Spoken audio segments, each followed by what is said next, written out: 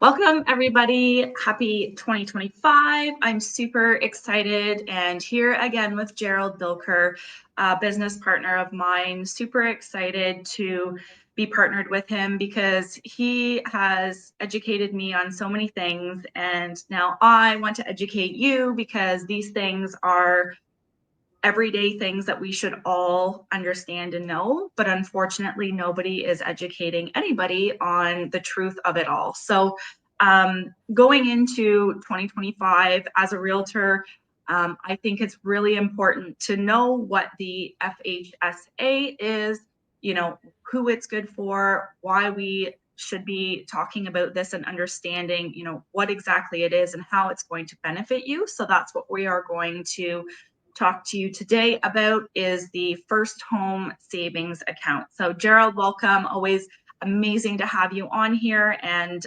love the fact that you are so well versed and educated in this stuff that we together will be able to, shed some light on these and make sure that the information is in people's hands that they need to have. So absolutely. And I appreciate the kind words, Michelle. I'm so excited because this is something that people need. Everybody. I mean, naturally in the real estate world, you're well aware of people and their goals of purchasing and owning a home. But before you have a home, you need to have a down payment. And this is the first stop for people when it comes to saving for a down payment. And naturally, again, on the education side of things, sharing this information because it's so relatively new, only a few years old now, most people are they're maybe unsure. They don't know how it works. Is it too good to be true? All of these things. This is where the education comes in. So I'm excited to go through this with you. exactly. And so what some people might not know is it is a first home savings account. And so somebody that purchased a home 10 years ago may be like, well, this isn't for me because I've already purchased a home. But in reality, it can be for them because it's anybody who has not owned a primary residence in 5 years. So how it's quoted is did not own a qualifying home that you lived in as a principal place of residence in the year of the account that is open or the previous 4 years. So yeah, that would be the case there. Right. So anybody who has never owned a home before, this product is for you. And like Gerald said, 4 years prior, however you worded that, if you haven't owned a home in several years, well, and it's there to help benefit you from a financial standpoint and a tax break standpoint. So can you go into that, Gerald, and just explain exactly what this is and what the benefits are? Yeah, absolutely. So the FHSA is pretty well the best of both worlds between an RRSP, so a registered retirement savings plan, and a TFSA, a tax-free savings account. And so when someone is contributing to an FHSA, they are going to get a tax deduction, which allows them to potentially get a tax refund. But when they go to take this money out to purchase their first home, they access this money. They get this money tax-free. So sometimes I hear from people, well, Gerald, that's fine. I can do that. I have an RSP. I could do that with the home buyers plan. That's fine. And you are right. You can do that with the home buyers plan up to $60,000. But why I am such a big fan of the FHSA is because when you take this withdrawal out of the FHSA tax-free, you do not have to pay it back, whereas you would have to pay it back with the RRSP's home buyer plan. So for example, when my wife Hannah and I bought our first home, our current home, I used, I think it was like $17,000 or $18,000 from my personal RRSP. So I'm still paying back that every year over 15 years. So I think if somebody's starting fresh, starting new, I think the FHSA is your kind of first stop to be taking advantage of the tax deductions, but it's just that much more, easy and simple that way, where you can withdraw this money and not have to contribute it back into your RSPs necessarily. Right. So, and if you have it sitting in a savings account or a checkings account, why not just transfer that money over into an FHSA and use that as a tax benefit, right? that's correct. So sorry, go ahead. No, My bad. you go ahead. No. Yeah, no, because you're 100% spot on. And you can even take money from a TFSA, for example, and roll it into an FHSA. Or you can, if you have a non-registered investment account, an open account, you can transfer it as well into an FHSA. And that as well is going to allow you to get a tax deduction.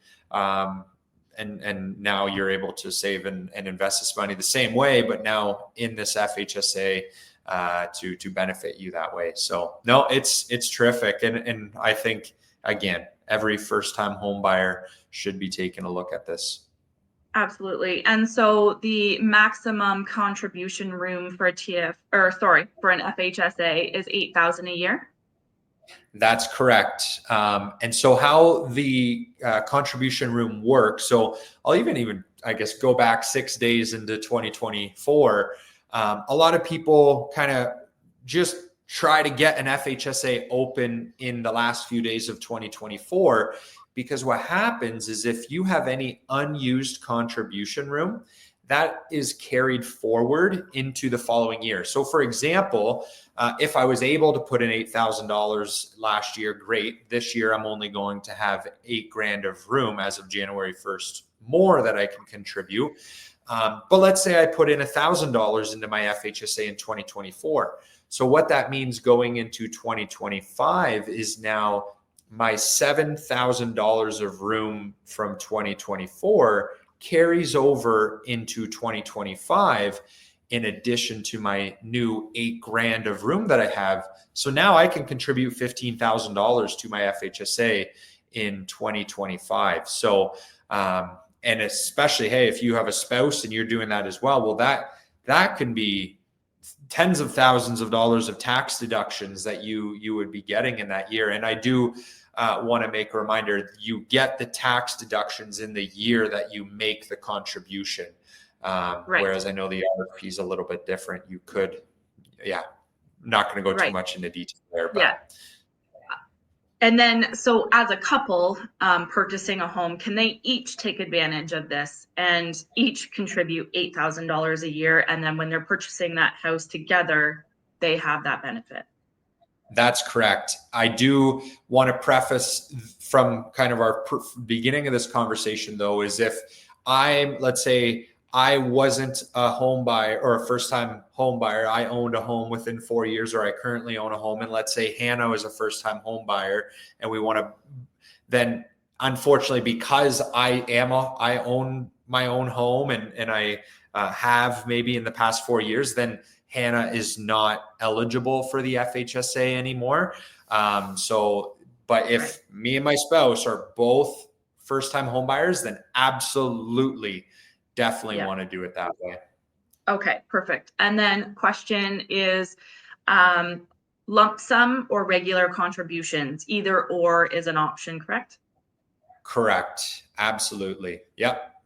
So at the beginning of 2025, somebody's like, I didn't even know about this, but I do have $8,000 sitting in the bank and I'd rather just get it in there and be done with it. So they can just throw that $8,000 in and then essentially just wait until January 1, 2026 to contribute that, lump sum again. That's correct. Yep.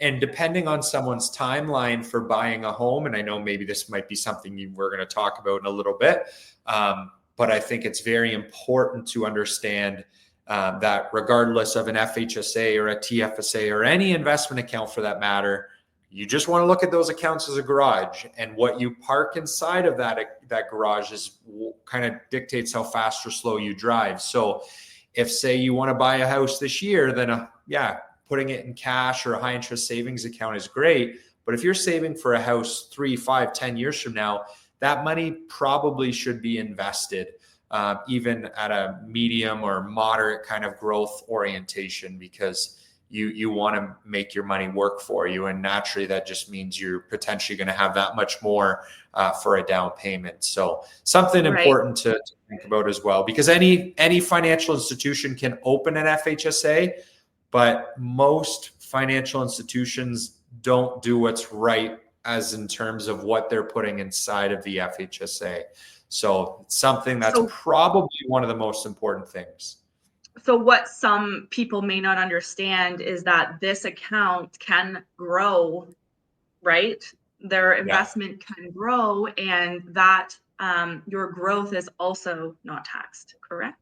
Correct. That's right. So you mentioned the $8,000 that you're able to put in every year. The lifetime contribution is $40,000. So let's say for 5 years, I'm able to put in $8,000 a year. So that's the total of $40,000. But let's say I don't buy a house until year 10 and my $40,000 grows to, let's say, $80,000.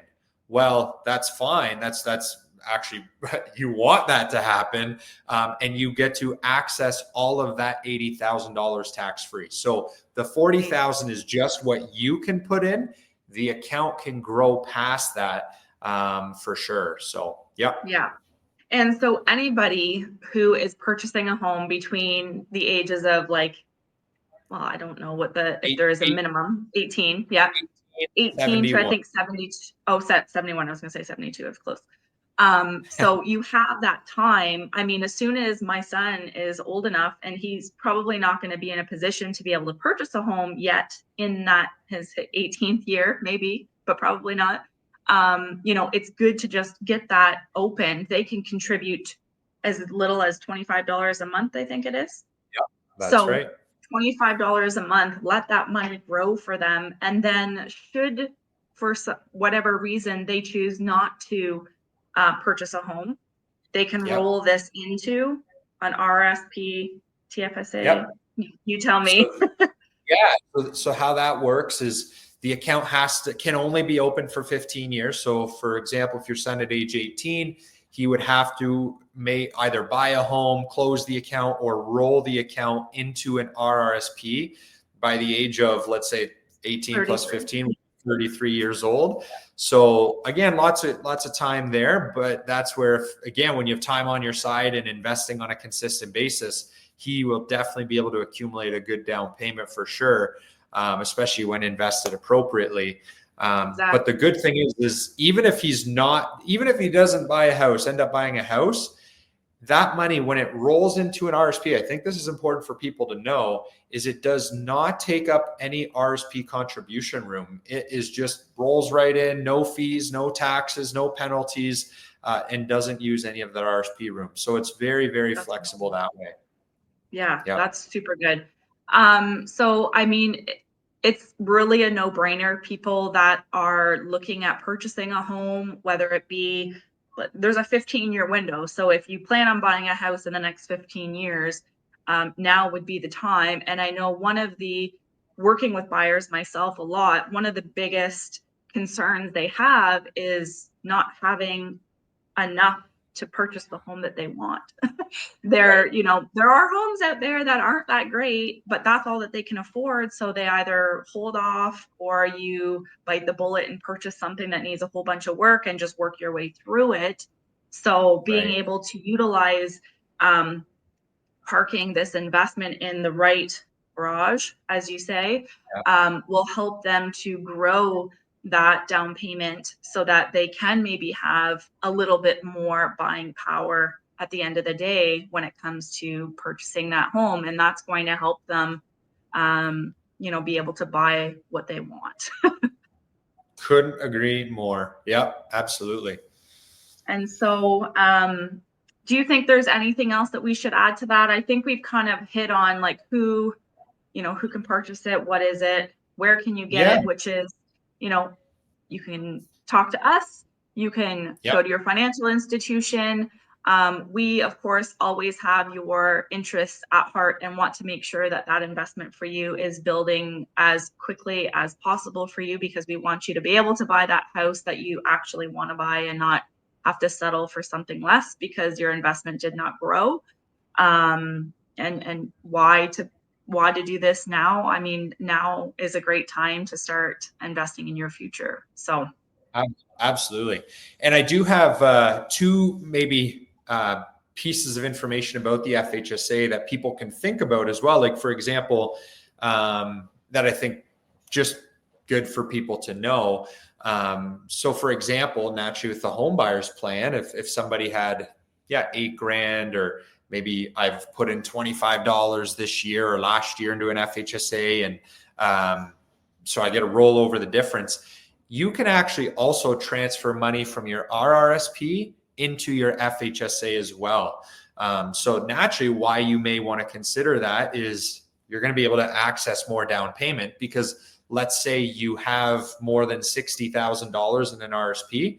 Let's say, just for example's sake, to make the numbers very easy, let's say you have $76,000 in an RSP and you put in $25 into an FHSA in 2024. Well, what you can now do is you can withdraw 60 grand from your RSP with the home buyers plan, but you can also now move $15,975 into the FHSA to now access that much more of a down payment.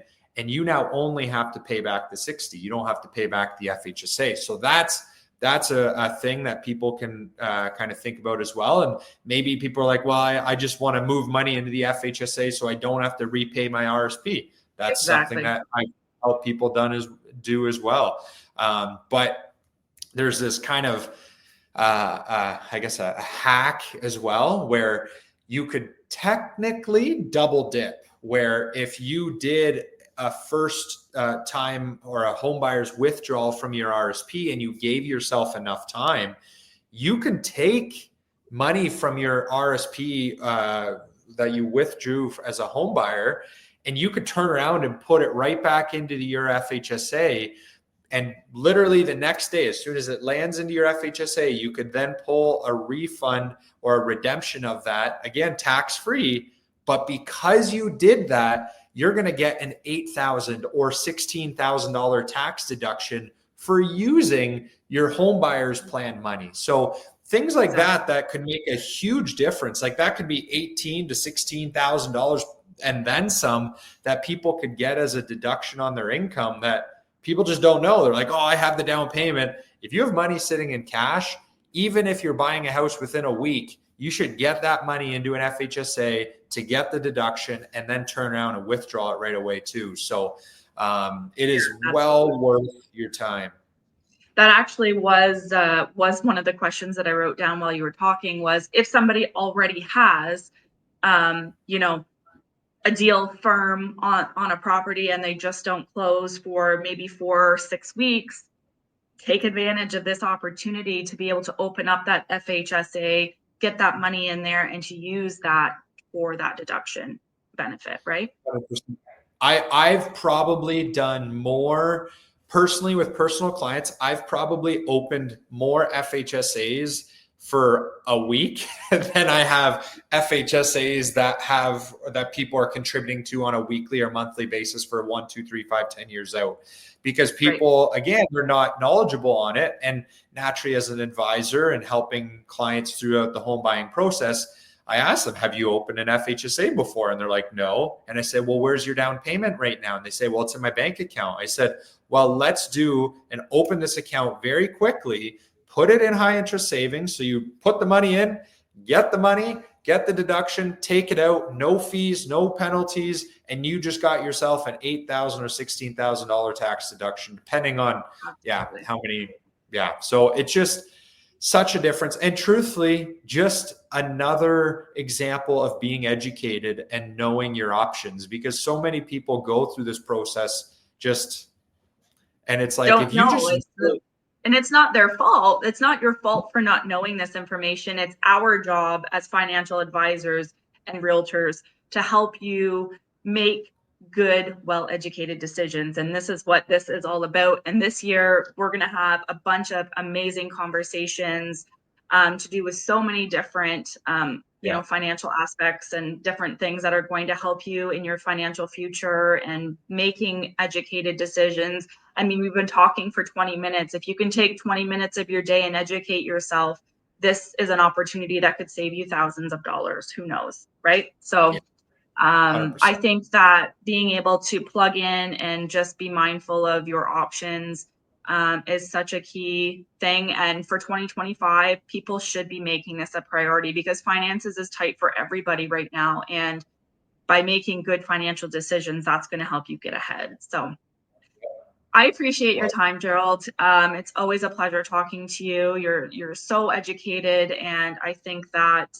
what we have to share is so valuable for our community and just anybody who is tuning in and listening to us. And look forward to chatting next month. And yeah, we hope that this is helpful to you. If you have questions, please reach out.